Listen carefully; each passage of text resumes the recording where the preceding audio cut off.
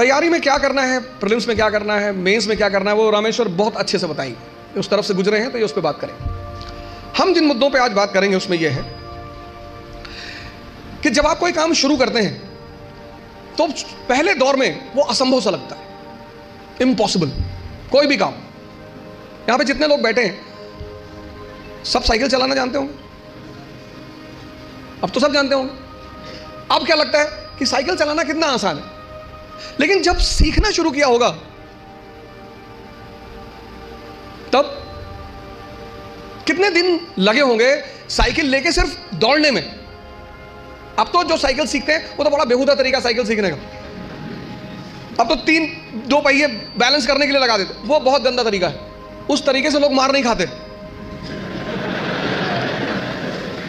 वो गंदा इसीलिए है, उस तरीके से कोई मार ही नहीं खाता। हम तो मार गए हैं, साइकिल लेके गए, गिर गए, हैंडल टेढ़ी हो गई, चैन टूट गई, उसके बाद घर पे कायदे की धुलाई भी हुई, तो दोनों पैरेलल ही चलता था। और 1980s में साइकिल होना ही बड़ी बात थी। आज तो बड़ी हिकारत भरी नजर से साइकिल को देखा जाता है, लेकिन 1980 में साइकिल होना बहुत बड़ी बात। और साइकिल कोई देना नहीं चाहता था, उसका एक ही तरीका होता था कि आप लेकर भागो, बस आप वेट करो। जैसे कहते हैं ना गुरिल्ला वॉर, कि पिताजी आए, साइकिल खड़ी की और गलती से अगर उन्होंने चाबी नहीं निकाली तो आपका काम हो गया।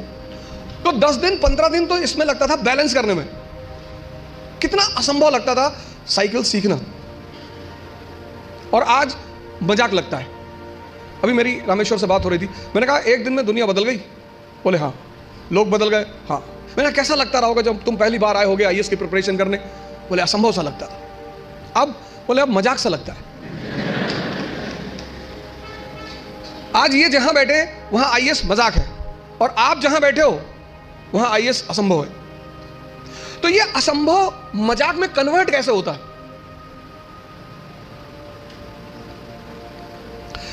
एक लड़के ने, उसकी गर्लफ्रेंड की शादी हो रही थी।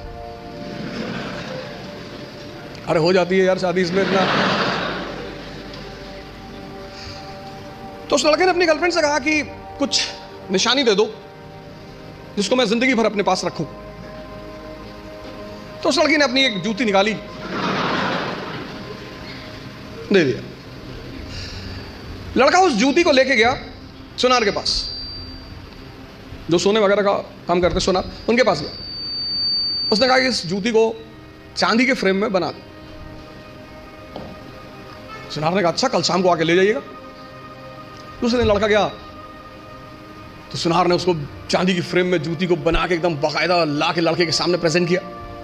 उसने कहा साहब, लड़के से हाथ जोड़ा, कहा साहब। बोले हाँ। बोले ये किस पीर औलिया की जूती है? तो बोले ये किसी पीर औलिया की जूती नहीं है, ये मेरी गर्लफ्रेंड है, उसकी जूती। सुनार ने जूता निकाल के 3-4 जूता मारा। तो बदतमीज कहीं गए। लड़के ने क्या हुआ?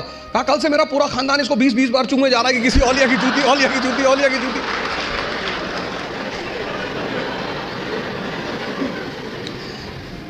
सर ये हंसने की बात नहीं है, ये समझने की बात है। बिना समझे किसी फील्ड में नहीं कूदना है। यहीं से तो शुरुआत है सेमिनार की, कि तुम जहां बैठे हो वहां आईएएस असंभव है, और रामेश्वर जहां बैठा है वहां आईएएस मजाक है। तो ये असंभव मजाक में कैसे बदले, कैसे तुम यहां आकर बैठो? उसका पहला सूत्र यही है कि जिस फील्ड में भी कूदना चाहते हो पहले उसको समझो, वो क्या है, उसमें क्या करना पड़ता है, उसके स्टेजेस क्या क्या हैं, कितना समय लगता है। दुनिया में असंभव ही मजाक बनते हैं। और ऐसे सामान्य, हम इकरा की एक बहुत अच्छी अदा रही है, हम हमेशा उस एस्पिरेंट को कॉल करते हैं जिसने वो असंभव को मजाक बनाया हो। सैफिन भी आया था, उसने भी असंभव को मजाक ही बनाया था। सामान्य, अति सामान्य परिवार, अति सामान्य, सामान्य भी नहीं, अति सामान्य। सामान्य में तो कम से कम आपको खाना मिल जाता है, माँ बाप कुछ पैसे भेज देते हैं। अति सामान्य, खाने का पता नहीं मिलेगा कि नहीं, पिताजी महीने में कितना पैसा भेजेंगे। अति सामान्य। अति सामान्य व्यक्ति के लिए लड़ना बहुत बड़ी बात होती है। लड़ना तो सबको है, लेकिन जो अति सामान्य,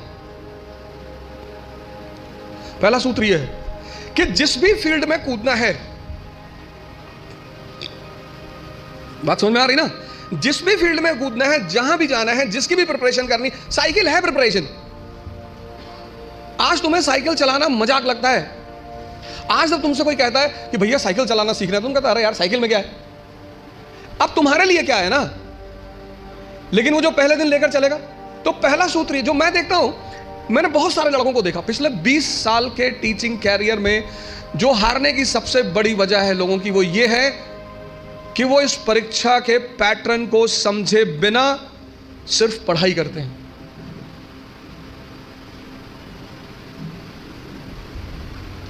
और हर चीज का एक तरीका है, और हर जगह कोई गुरु है।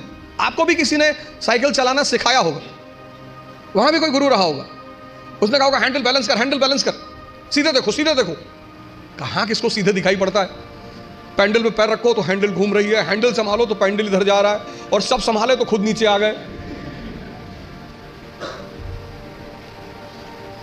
पहला फॉर्मूला असंभव को मजाक बनाने का है कि जिस फील्ड में जाना है उसके पूरे पैटर्न का पहले अध्ययन करना है। तो पहला काम आप यही करो, समझो कि इस पर्टिकुलर एग्जामिनेशन की क्या आवश्यकता है। दूसरा, सेल्फ इंट्रोस्पेक्शन। आपकी क्षमता कितनी, आपकी ताकत कितनी, कम है बढ़ा लो। भाई पहले दिन जॉगिंग करने जाओगे तो 20 किलोमीटर करोगे, और 20 किलोमीटर कर लिए तो शाम को आईसीयू में मिलोगे। जब भी हम कोई काम शुरू करते हैं तो हमारा मन बड़ा एक्साइटमेंट में रहता है।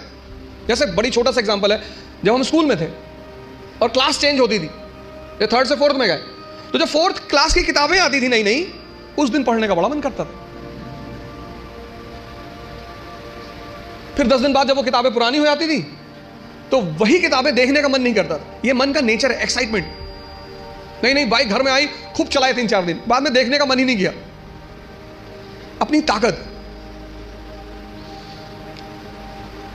क्षमता सबकी बराबर है, कोई कम यूज करता है, कोई ज्यादा यूज करता है। मेहनत करने से, सिर्फ पढ़ने से कुछ नहीं होता। अगर मेहनत करने से सब कुछ होता तो सबसे ज्यादा फायदा होता मजदूरों का।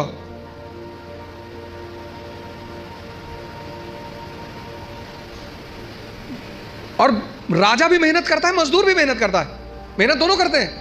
राजा की मेहनत छिप जाती है। क्यों छिप जाती है? क्योंकि वो फॉर्च्यूनर में चल रहा होता है, तो लोग उसकी मेहनत नहीं देख पाते, उसकी फॉर्च्यूनर देखते हैं, उसका कपड़ा देखते हैं, उसका घर देखते हैं। इसलिए राजा की मेहनत दिखाई नहीं पड़ती, लेकिन मजदूर की मेहनत दिखाई पड़ती है। मेहनत दोनों करते हैं। फर्क क्या होता है? एक बिना सूत्र के करता है, बिना फॉर्मूले के करता है, कुछ भी करता है। आज ये किताब खरीद लाया, कल वो किताब ले आएगा, फिर एनसीईआरटी ले आएगा, पढ़ा जा रहा है। सदाशिव पेट में खड़ा है या चाय की दुकान पे, किसी ने कह दिया पॉलिटी की नई किताब आई है, तुरंत देखेगा, अच्छा कौन सी भाई साहब?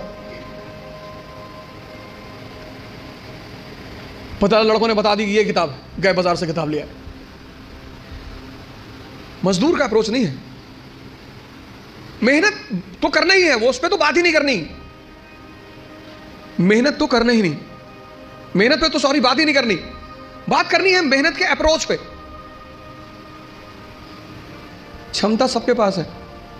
ये 2 पेट हैं, मैं बार बार कहता हूं, एक पेट ये, एक ये। तो अगर ये 4 रोटी हजम करता है और पहले दिन तुमने इसे किसी दिन 15 रोटी दे दी, वॉमिटिंग शुरू। जितने लोग तैयारी शुरू करते हैं, मैंने देखा शुरुआत में इतना पढ़ना शुरू करते हैं, पहले दिन से 10 घंटा 15 घंटा आराम से। आपको पता नहीं, आपको लगता नहीं कि ये पेट है ना, हजम करना होता है, सिर्फ अंडरलाइन करना नहीं होता। मैंने 98% स्टूडेंटों को देखा है, वो किताब को अंडरलाइन करने को पढ़ाई मानते हैं। इस हॉल में कितने लोग हैं जो न्यूज़पेपर नहीं पढ़ते हैं? नहीं पढ़ते, नहीं पढ़ते। सारे लोग न्यूज़पेपर पढ़ते होंगे, 2-4 होंगे जो अभी नहीं पढ़ते होंगे, बाकी सारे लोग पढ़ते हैं ना, है ना? अभी जापान के एक नेता है शिंजो अबे, उनकी हत्या हुई। उनकी पॉलिटिकल पार्टी का क्या नाम है?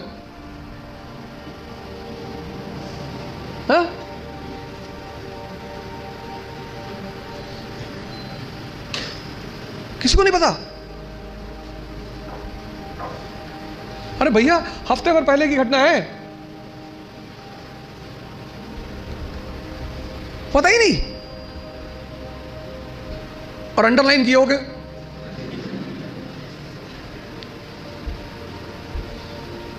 कितनी बड़ी, कितनी एक लाइव एग्जांपल देखो।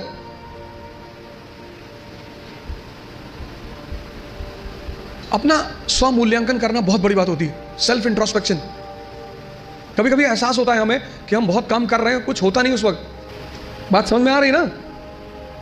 इस क्षमता, यहां की जो डाइजेशन क्षमता है, ये दिखाई नहीं पड़ती ना, ये दिखाई पड़ता है।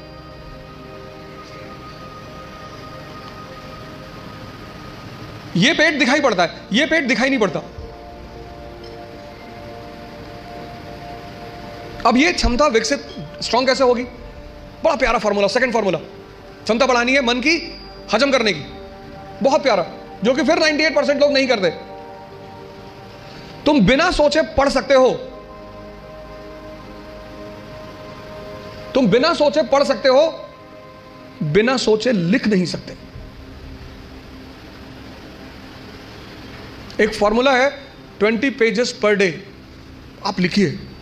आप किसी भी कोचिंग जाते हैं, कहीं भी जाते हैं, कोई टॉपिक खत्म होता है, उस टॉपिक को आप कम से कम 5 बार लिखिए। आप पढ़ने की आदत छोड़िए, लिखना शुरू करिए। जितना आप लिखेंगे उतना सोचने की क्षमता या हजम करने की क्षमता डेवलप होगी। भाई पहले दिन जॉगिंग करने गए, 2 किलोमीटर गए, 5 दिन 6 दिन 2 किलोमीटर जाते रहे, फिर 10वें दिन 5 किलोमीटर, क्षमता बढ़ी ना? एक दिन में नहीं बढ़ेगी। यह दूसरा फॉर्मूला है। अपनी इंटरनल क्षमता को बढ़ाओ।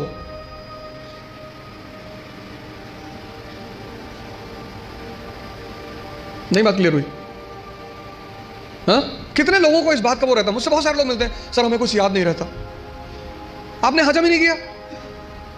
मूवी आपको पूरी याद रहती है ना, नॉवेल पढ़ा आपने, पूरी याद रहता है, पूरा नॉवेल, एक एक लाइन, एक एक कैरेक्टर याद है। ये क्यों नहीं याद है?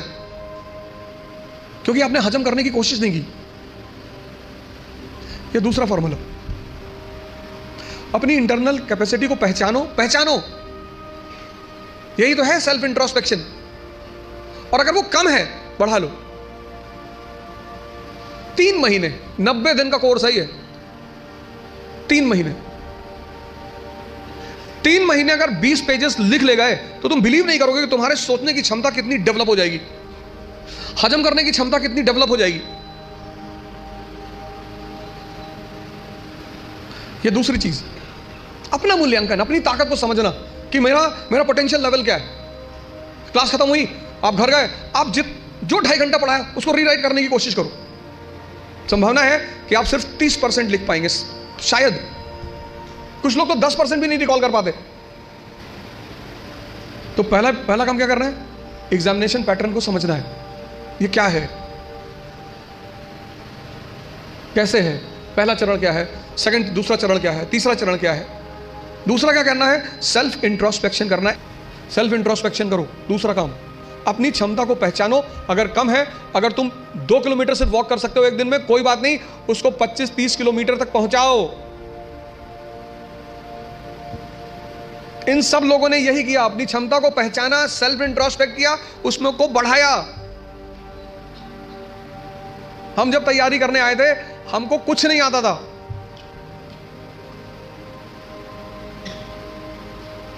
ऐसा नहीं कि तुम्हारे साथ ये सब चीजें हो रही हैं।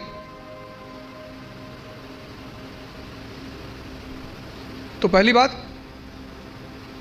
पहला काम क्या करना है? एग्जामिनेशन पैटर्न को समझना है। दूसरा काम क्या करना है? Self introspection. तीसरी बात, कहावत है हिंदी में, लकीर के फकीर। मतलब उनको एक ट्रैक पे रख दो, वो उस ट्रैक से कभी हटेंगे ही नहीं।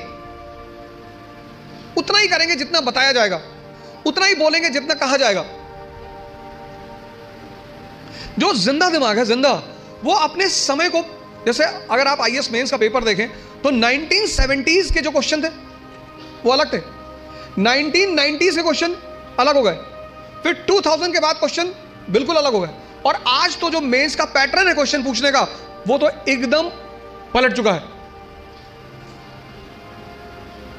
अमेरिका का एक विद्वान था थॉमस जेफरसन, उसने कहा किसी भी संविधान को सिर्फ 19 साल चलना चाहिए। थॉमस जेफरसन, जब अमेरिका में संविधान लिखा जाने लगा तो उसने कहा किसी भी संविधान को सिर्फ 19 साल बस, क्योंकि 19 साल बाद बहुत सी चीजें बदल चुकी होंगी, तो जब चीजें बदल जाएंगी तो फिर संविधान लिखा जाएगा बदली हुई परिस्थिति के हिसाब से।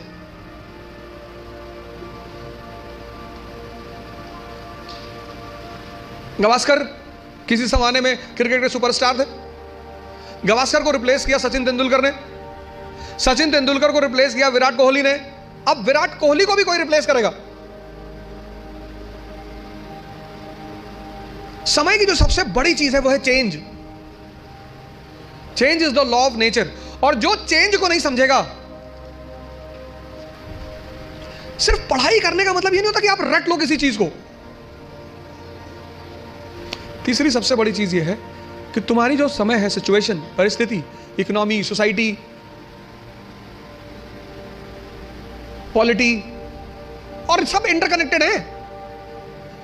स्कूल में हम क्या करते हैं, सबको सेग्रीगेट करके पढ़ते हैं अलग अलग, लेकिन सिविल सर्विस में सब एक दूसरे से जुड़े हुए हैं।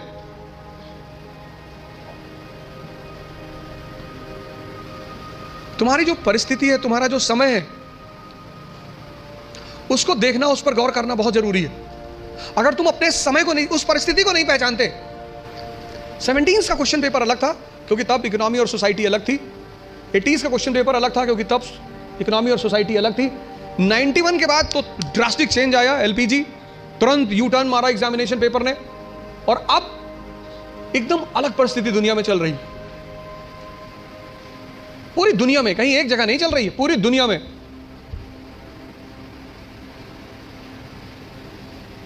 ये तीसरी चीज है, अपना समय। सिर्फ ये नहीं किताब ले लिया रटे जा रहा है, एलपीजी क्या है, connectivity. Bharat unity in diversity का देश है, आज से नहीं, प्राचीन काल से। और उस यूनिटी इन डाइवर्सिटी की मुख्य वजह क्या है? भारत की ज्योग्राफी। कल्चर किस पे डिपेंड करता है? ज्योग्राफी पे। कल्चर मतलब ड्रेस, कल्चर मतलब खाना। कश्मीर का हिंदू और तमिलनाडु का हिंदू, दोनों के ड्रेसिंग सेंस अलग अलग होंगे क्योंकि दोनों की ज्योग्राफी अलग अलग है। गुजरात का मुसलमान और नॉर्थ ईस्ट का मुसलमान, दोनों का ड्रेसिंग सेंस अलग अलग होंगे, और खाना भी अलग अलग होगा। तो अशोक को, जैसे आज हिंदू मुस्लिम ईसाई के बीच तनाव है, ऐसे अशोक को बुद्ध, ब्राह्मण और जैनों के बीच तनाव का सामना करना पड़ा। और टेंशन चाहे फैमिली में हो या राष्ट्र में, विनाश करती है। जो तुम आज सिचुएशन देख रहे हो, ये सिचुएशन अशोक के सामने भी थी, तभी तुम उसे द ग्रेट कहते हैं, जिसको समझ में आ रहा हो। और फिर वो धम्म की नीति का प्रतिपादन, पॉलिसी ऑफ धम्म, और उस पॉलिसी ऑफ धम्म में वो कहता है सार वृद्धि, कि प्रत्येक व्यक्ति को हर धर्म के बेसिक सिद्धांत को समझना चाहिए। और किसी भी धर्म का बेसिक सिद्धांत, वो चाहे इस्लाम हो, चाहे हिंदुइज्म हो, चाहे क्रिश्चियनिटी हो, बेसिक सिद्धांत किसी भी धर्म में कोई अंतर नहीं है।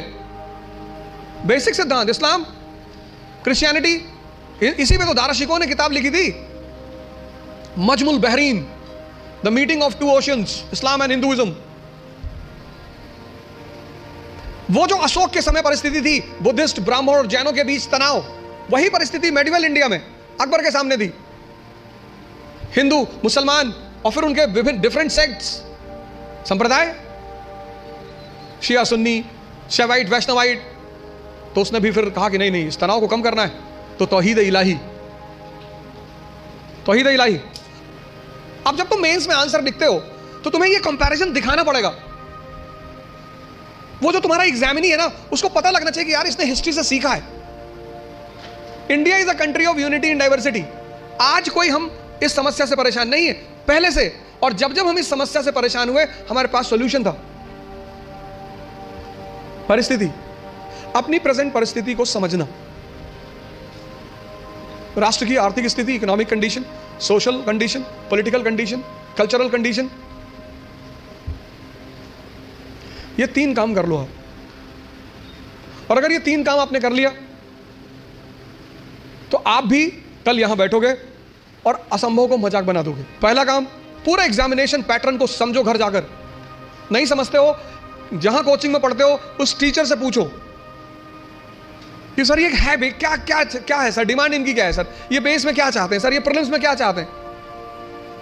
कितना पढ़ोगे यार? अगर तुम एक बार सिलेबस उठाकर देखो आईएएस का, तो सिर्फ सिलेबस देखकर ही तुम्हारी हालत खराब हो जाएगी। कोई तो फॉर्मूला होगा जो इन लोगों ने फॉलो किया होगा और प्रीलिम्स निकला। इस दुनिया में हर कोई भी आदमी ओमनीसिएंट नहीं है। अभी आप हमसे 4 क्वेश्चन पूछ लो, हो सकता है मैं ही जवाब ना दे पाऊं। दूसरा, सेल्फ इंट्रोस्पेक्शन करो, अपनी क्षमता को चेक करो। और तीसरा, अपनी परिस्थिति को समझो। इन सबके साथ ये 3 बातें क्लियर हुई ना?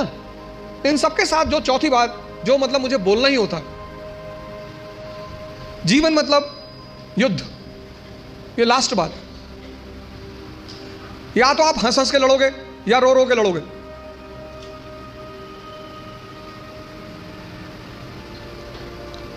जीवन मतलब युद्ध। 2 लोगों के जीवन में कोई लड़ाई नहीं है। एक चपरासी के जीवन में, चपरासी, कुछ लोग मुझसे कहते हैं मुझे चैलेंजेस नहीं चाहिए लाइफ में। बहुत अच्छा, चपरासी बन जाओ। चपरासी का काम क्या है? साहब के ऑफिस के बाहर बैठा हुआ है, जो भी मिलने आया मीटिंग करा दी, वरना बैठे हुए, क्या फर्क पड़ता है। और वो भी चपरासी अगर ब्यूरोक्रेसी का है, जुडिशरी का है। भाई राजा से मिलने के लिए जो सबसे अहम आदमी होता है वो यही लोग होते हैं, यही इंफॉर्मेशन देते हैं। साहब कितने बजे आते हैं, साहब कितने बजे आते हैं, कहां जाते हैं, गोल्फ खेलने कहां जाते हैं।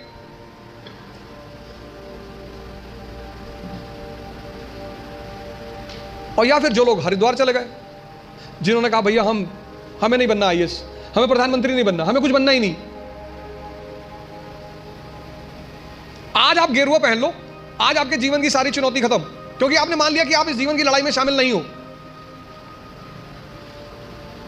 लेकिन जीवन का मजा भी तो यही है। और करना क्या है? तो जब लड़ना है, जब यह पता है कि लड़ना है, युवा मतलब शक्ति। भारत आज एक दुनिया का ऐसा देश है जिसके पास सबसे ज्यादा युवा हैं। और भारत आज दुनिया का एक ऐसा देश है जिसके युवा सबसे ज्यादा डिप्रेशन में है। और जीवन की लड़ाई में 2 ताकतें बहुत काम आएंगी, एक मन की और एक शरीर की। तुम जब भी ऊपर उठोगे तो ये ग्रेविटी तुम्हें नीचे खींचेगी ना, ऐसा समाज की ग्रेविटी है। हम जब आईएएस की तैयारी करने गए तो हमारे गांव में हर आदमी, मतलब एक साहब तो हंसना शुरू किया उन्होंने, और हंसते हंसते गिर गए वो। उन्होंने हमसे पूछा दिल्ली क्यों जा रहे हो? अब मेरा दिमाग खराब था, मैंने कह दिया मैं आईएएस की तैयारी। बोले आईएएस? फिर वो हंसने लगे और हंसते हंसते वो गिर गए। और उस हंसी का इतना रोल रहा मेरे जीवन में, मतलब उस हंसी ने मुझे एकदम मजबूत कर दिया था कि अब आईएएस ही बनना है। उस दिन मुझे एहसास हुआ कि महाभारत क्यों हुई। आपको कोई डांट दे उतना बुरा नहीं लगता, आपको कोई भगा दे बुरा नहीं लगता। जब लोग हंसते हैं ना तब बहुत दर्द होता है।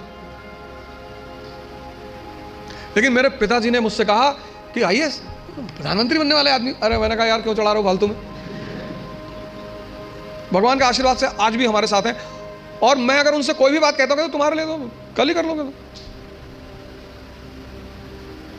मैंने कहा सोच रहा है हवाई जहाज खरीद लो। अरे ने कहा भैया जी लेने दो। लेकिन उन्हीं की वजह से मतलब आज जहां भी मैं हूं उसमें सबसे ज्यादा योगदान मेरे पिताजी का है।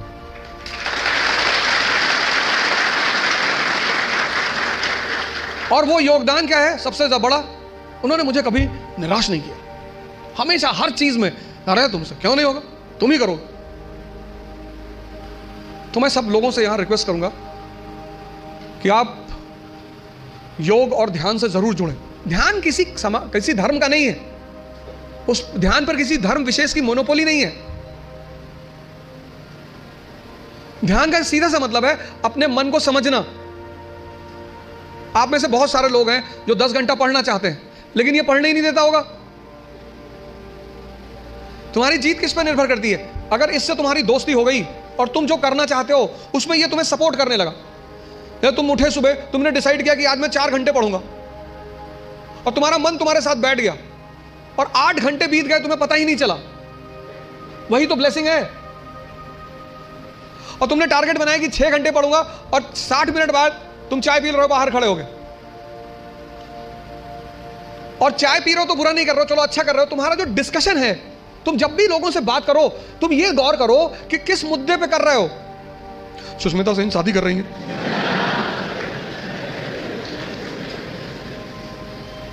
तुम्हारा चाय पीना भी बुरा नहीं है, तुम्हारा डिस्कशन करना भी बुरा नहीं है।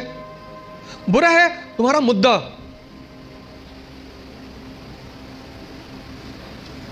चलो बाहर निकल ही आए, बात कर रहे हो, कोई बात नहीं, तो किसी ऐसे मुद्दे को उठाओ जिससे, और डिबेट का मतलब झगड़ा नहीं, डिबेट का मतलब एक्सचेंज ऑफ इंफॉर्मेशन। पूरी जिंदगी तुम ये कभी नहीं कह पाओगे कि अब मुझे सब कुछ आता है, और जिस दिन तुमने ये कह दिया, किसी मेंटल हॉस्पिटल जरूर चले जाना।